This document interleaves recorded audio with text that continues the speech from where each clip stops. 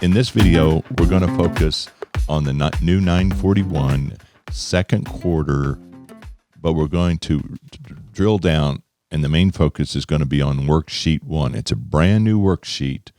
You have to file it with the 941 or use it with the 941 for the second, third, and fourth quarter if you're going to use one of the credits, the family leave credit, the sick leave credit, or the employee retention credit, or you've filed a 7200.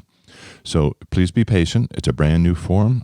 Just came out in the last day or so, but we have to have it for our second quarter.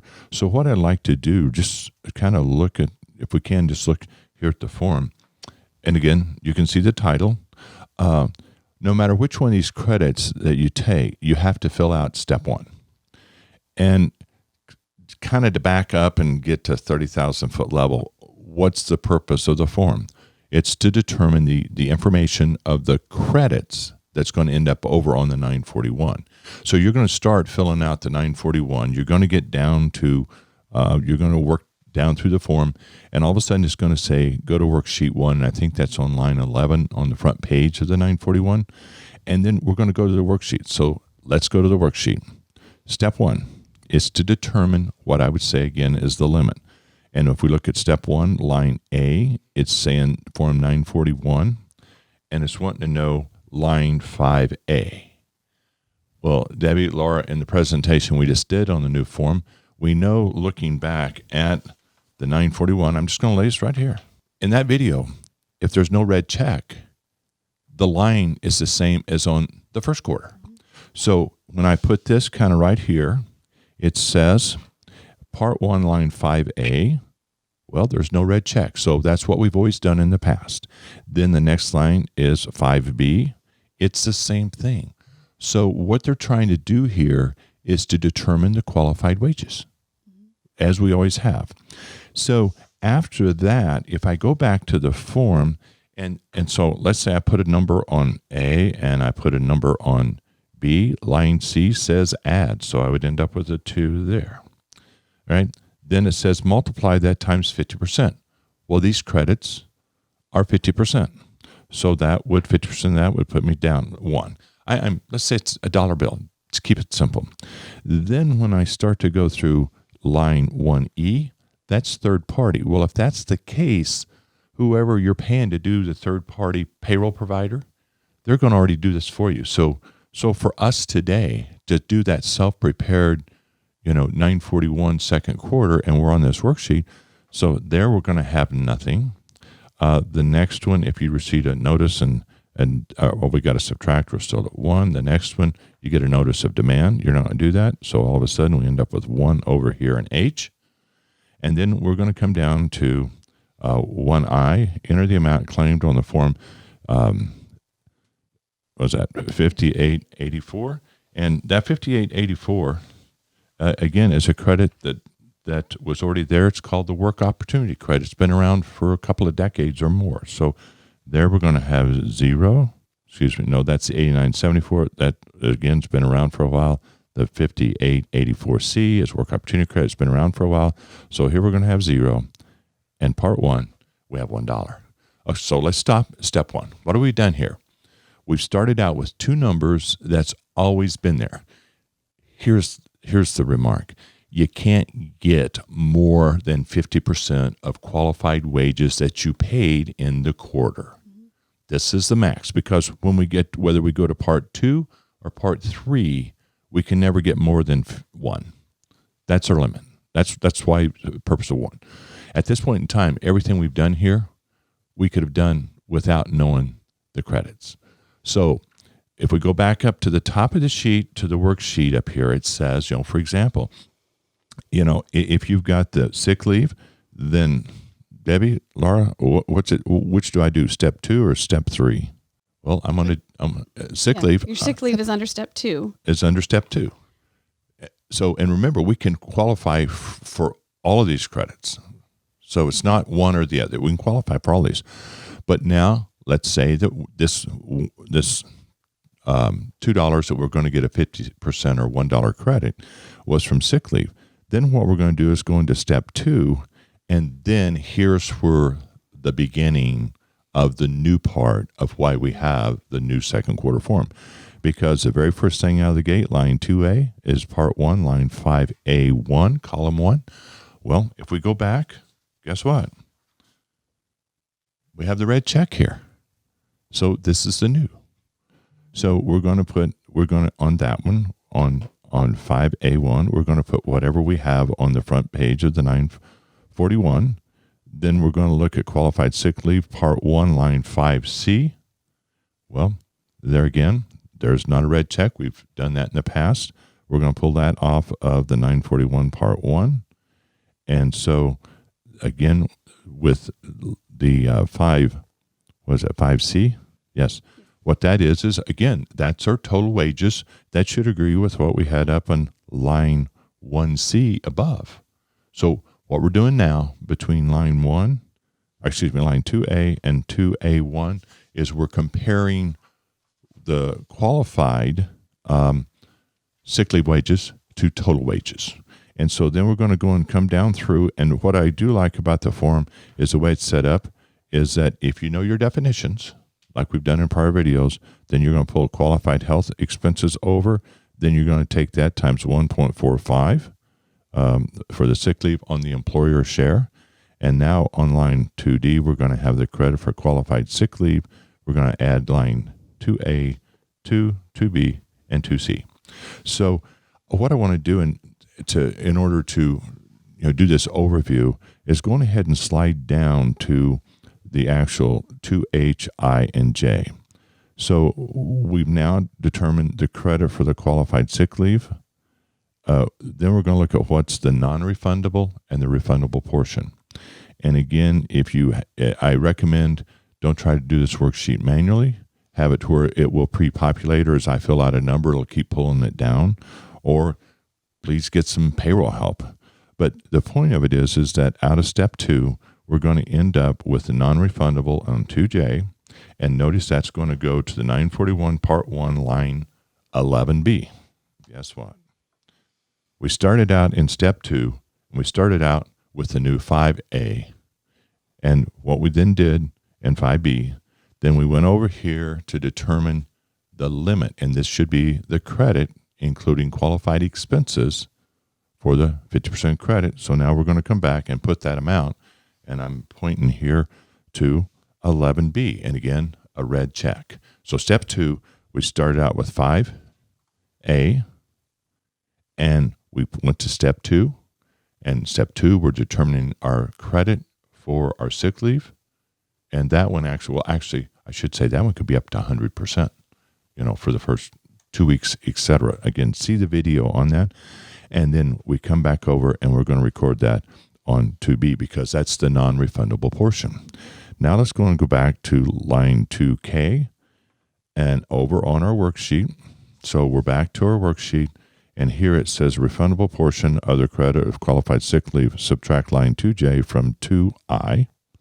And at that point in time, what we're going to end up with is the refundable portion of the sick leave and family leave wage credit, and that's going to go to 13C. Again, I'm going to pull it up here, and we're on 13C. This is part 1. This is on page 2, part 1, page 2. We're going to then enter the refundable portion of the qualified credit for the family and sick leave wages from worksheet 1. So in the other video, when we did this and we referred to worksheet, now you can see that step 2, its purpose is what is the credit limited to step 1. What's the credit? Then we get that for this case from the new line on the 940, the 5A, and then we're going to go through the worksheet, come back, end up either on line 11. What was that? 11B, or we're going to end up on line 13C. Okay, so that's the purpose of step 2. So at this point in time, we've calculated the sick leave credit. And so, Debbie, you're going to say something, make a comment? I'm looking at her eyes. I think she's excited. So excited. So, but So then what we do, let's say then we had some employee retention credit, then we're still going to pull out step 1 as we did before. But then when we get down to step 3, again, the purpose of this, and I think that's the big thing about anything new, you got to understand the 30,000 foot concept, and it makes the details so much better.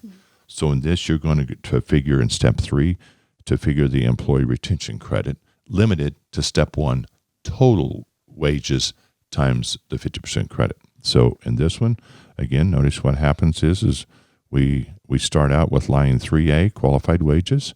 Notice here, excluding qualified health plan expenses. See, the health expenses qualified in step 2, but they don't qualify in step 3. And that's right there is the reason why they had to split this into 2 different steps, because the definition of qualified wages is different. Because the other thing, Laura, I think you referred this to earlier, I think it was in the prior video, but it was the fact there was 2 different bills passed, and they were passed about 2 weeks apart. So the definition in the one is in step 2, and then in the CARES Act in step 3, because, again, a difference in definition of the word wages. So with that, we're going to then do part 3, line 21. Guess what? When we went through that video, it's qualified wages for employee retention credit. Again, terms are so important here.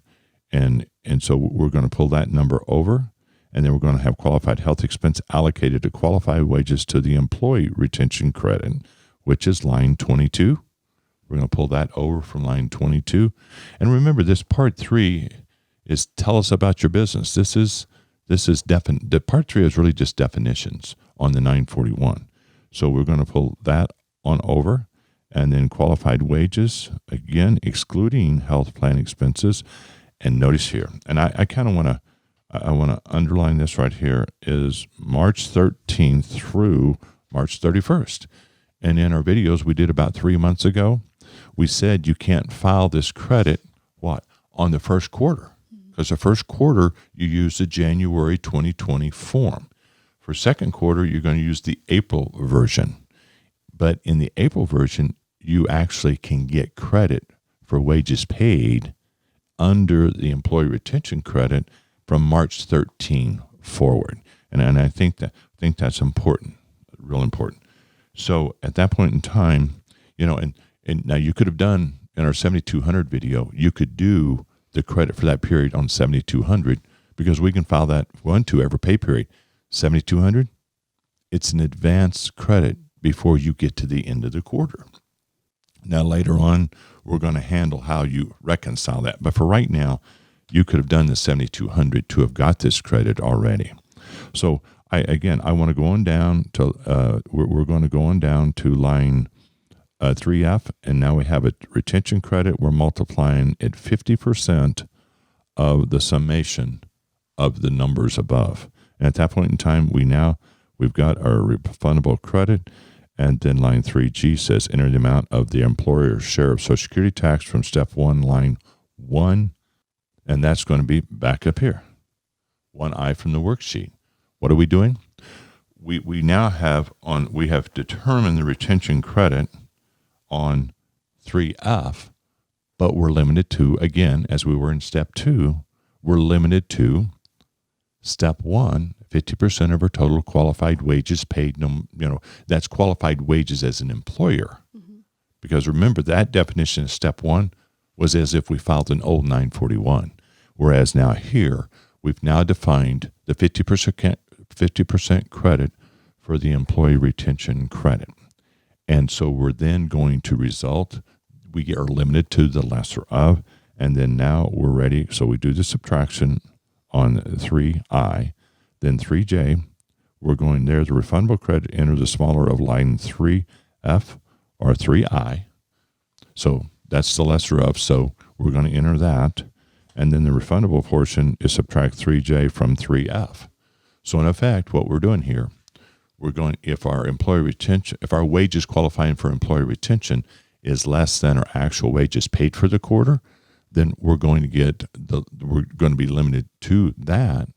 And then what's going to happen is whatever's left over will drop down the refundable credit. And at that point in time, let's look and take it back to the 941, line 3J, it says 941, Part 1, line 11C.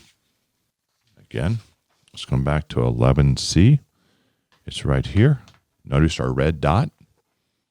So that says we've satisfied that. And the other one says on 13D, I'll bet you it's another red dot. And we pull this up here. Guess what?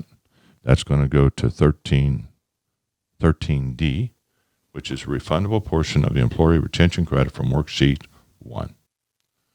What we've done now is we've determined we started out with the front page of the wages. We've gone through step 3 and come back. And so at that point in time, 13D is going to be the refundable part. So again, kind of walk through the steps.